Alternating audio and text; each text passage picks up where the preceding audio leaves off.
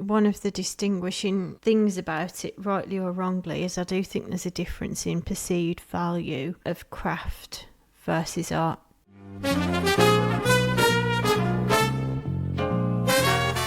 Craft is seen as a kind of a lower value thing that people can reproduce, whereas art has always been seen as a more kind of highbrow activity, hasn't it, with a higher price tag attached to it. Exactly, that's what I was about to say, is the value is on the price tag. It does make a huge difference. Yeah. And sometimes you wonder, because there's a lot of value having an incredible skill, which crafters often have. Artists do need to have that as well. Do you not think? But it's almost like not necessarily in terms of being able to hand make something. It could be that you're an artist. Think of somebody like Damien Hirst, who gets other people to produce his art now. He just comes up with the idea. So there's definitely artists out there, and he's like a multi-million artist. He's probably one of the richest living artists there's ever been. So he's very clever about how he does things. A very smart businessman, definitely. Yes. Yeah. Actually, I do think that it's another subject, but I do think that you need to not only be a good artist in order to be a successful artist. Yes, yeah. You need to be able have some business sense around business skills, how to market yourself, all of that kind of thing. There's loads that goes into it, isn't there? If you want to be well, or have representation from somebody who has those skills. Yeah, for sure. I was thinking more about the skill of understanding how the materials go together. I don't really know what you do in art school, but you do that in foundation, don't you? There's a lot of... Yeah, definitely. There's a lot of experimentation with different materials and different mediums. And I think you need to at least have experience as well as an artist of trying different materials to see what works for you in terms of how you want to express yourself, what's the best medium for you. So definitely takes experience and skills to do that. And because as an artist, part of it is going through that process of understanding what your material preference is, but also it is finding out what you want to paint, isn't it? What you want to do. And I would have said that crafters have to go through a similar thing. Having been through that crafting journey, I did try lots of different crafts. Although you do get a bit of the magpie syndrome where you collect lots of shiny objects. And I can relate to that. I think that happens in both arts and crafts, to be honest. I think tempting, is it, when you go into an art shop and you, what's this? Something new to play with. Yes, definitely. I was just going to ask you as well, Debs, in terms of your journey, you started off in crafts. What do you think that, what was there a particular tipping point that led you into thinking, actually, I'm more of an artist and I want to explore art? Yeah, I know what it is. Yeah. So we used to make lots of cards. It was a community that came together because they wanted to do craft but hadn't done any. Once I'd run out of money from the lottery grant, I started to teach them myself because I couldn't think of any other way of doing it. And I used to go to the library because we didn't have the internet in the same way. And I would look something up and then I would buy it and I'd have a go and then I'd teach them these different crafts. And we used to make money by putting together cards because I didn't want the MS Society to have to pay. So we used to make money by selling cards at events and things like that. And it was good. It really worked. People enjoyed it. They made the money. And I used to have these blank cards that I used to hand out and it was great. Then at some point, people said, we want to meet every week. And I was like, oh, what do I teach them on an every week basis? Yeah. And I had started to do some watercolour. So even though I couldn't do watercolour that well, I still decided that I would do a term, just a term of showing them a little bit about watercolour.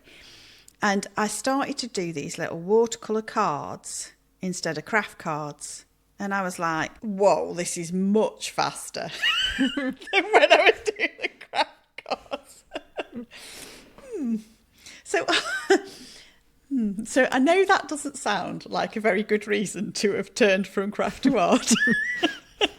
But I suspect that I started to want to go into something deeper in the terms. Yeah. And so I was like Yeah. wanting to do that. But B, I started off doing cross stitch at home. Then I'd gone into these paper crafts, which were faster. And then I started to do these little watercolour cards that were very fast. And I was like, whoa, I can do this and I can do that and I can do this. And I started to just play then. Does that sound a really bad reason for getting into art? No, I think what I'm picking up on, it's interesting. I think you were in probably a more exploratory frame of mind where you just wanted to push things a bit more further, which is completely valid. I do think sometimes people struggle with defining themselves as an artist versus people find it quite easy, don't they, to say I'm a crafter or I'm a knitter, versus people often struggle defining themselves as an artist, particularly at the beginning. I hadn't even thought of myself as an artist. I was just trying things out. And to be honest, I don't think I'd thought of myself as a crafter. But you're right that other people say to us quite often, I'm not an artist. Yeah, or I can't draw. Even if they're drawing at the time. Yeah, you think you can. Yeah. Look, you're doing it right. You're just doing it. Like, we can all draw. We did it when we were children. Yeah. Yeah, we might still not do have. It now. It's a little bit like learning to write. I do think there's certain things that are given way more perceived value. Yeah. No, perceived talent, the talent thing. The talent thing, You're either born with it or you're not, you know. There naturally is. Yeah. I think that people who want to draw, if they repeatedly draw, they're going to get better. It doesn't mean that they may not be a loose drawer or they may be a more detailed drawer. That is to do with their preferences. Some people's handwriting is really scruffy. Yeah. Some people's handwriting Mine's is terrible, really neat. but I can paint. Mine's terrible. It doesn't make sense. What, your handwriting? Yeah, I've got terrible handwriting, but obviously I can paint or I can draw.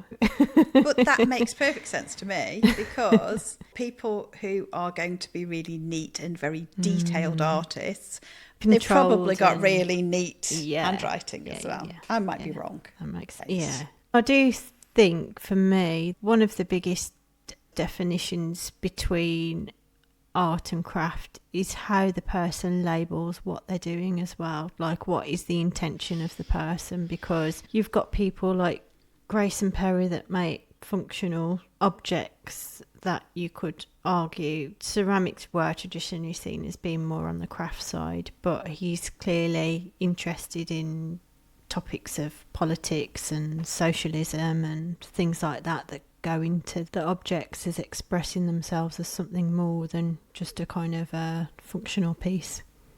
And I think that a lot of pottery, ceramics, etc. nowadays is seen very art-like. There's definitely been a move that way, do you think? There's definitely been a change, so. Yeah. You see a lot more in galleries now of ceramics and even things like jewellery, actually, don't you, in art galleries that's handmade.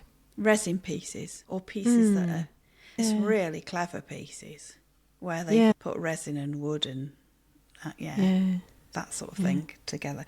Does it come back to the intention of the maker? If they are doing it because they want to express an opinion or an idea or an emotion, is that the difference? So Grace and Perry, who's got that political bent, does that mean that's what makes him an artist as opposed to it's creating craft? I think so.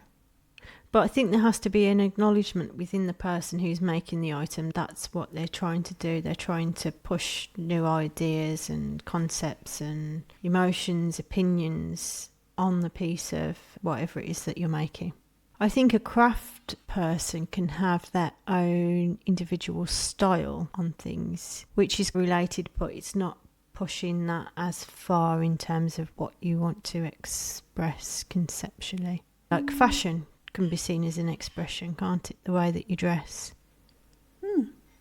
Is fashion not an art form? It can. I suppose can if you be. look at at the catwalk pieces, the really high fashion conceptual stuff, it can be an art form. And then you've got your everyday stuff, which is, I suppose, a bit more like your crafty stuff. So, yeah. See, yeah, it gets... So overall, when we've discussed this, what we said was maybe arts and crafts have become a little more merged. And we're almost saying now that it depends how you're identified.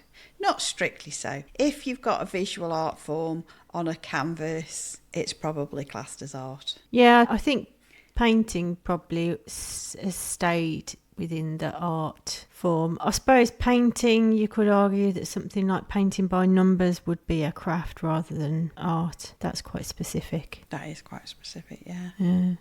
But generally speaking, if you're painting, there's something that you're expressing. Because what would you say in terms of, you've been to painting classes and painting courses, there's a lot of those that give you step-by-step instructions, which could be categorised as a craft. But like you say, I personally think yeah, because craft is step by step, repeatable, and so I've done step by step instruction to people. Yeah. But they've come with the intention of learning how to paint, and what you're doing in that is sometimes I'll separate things out, even something like a grid method for drawing. Yeah, what you're doing is you're removing some of the bits and allowing them to focus on one part. Yeah. So I still think it's art, because I think that what people are doing then is they're learning about a technique which they need, and then on another occasion you learn about how to do something else using your intuition or doing some sketching or something like that, and then it comes together. So you do find that when people first start, they often feel like they can only copy. But I think that's almost part of the process, because you're just learning technique. Yeah, and you've got to start somewhere with it. You can't just start with a blank canvas. Exactly. And that would be too much, yeah. Yeah, it's almost making it easier for people to get in there, yeah, I think. An accessibility thing again. I think with craft, sometimes you'll have something where you're given a particular set of instructions, but then you could take it off in a direction that almost becomes an art form as well. And it depends on the craft of the artist as to where they take it. Yeah. I agree.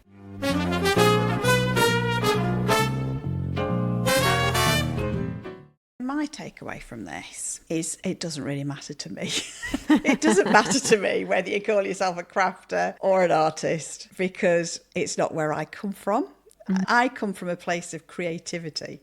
And so what this has made me realise, I think that possibly over time, with the extra materials and particularly mixed media, that it has made it more woolly, the definitions. And I definitely think you can be doing craft activities that are art, and you can also be doing art activities that are probably designed more towards not just hobby artists, but people who are just like going out for an evening and having a drink. Because of not only materials but accessibility, I think that it has made things more merged.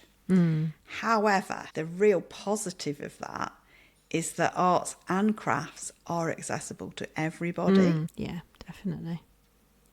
I think perceived value is interesting, but maybe it just needs a little time to catch up. I'm not sure. Yeah, and that was really my takeaway, was thinking about the intention of the person. I don't think craft necessarily has a lower value, because you can be a super, super skilled craft person. But if you do want to embrace more creativity and more ideas into your craft, then I'd like to think nowadays it's becoming easier to call yourself an artist and embrace that more and feel like you can express yourself through your craft, which then for me switches it into the art category.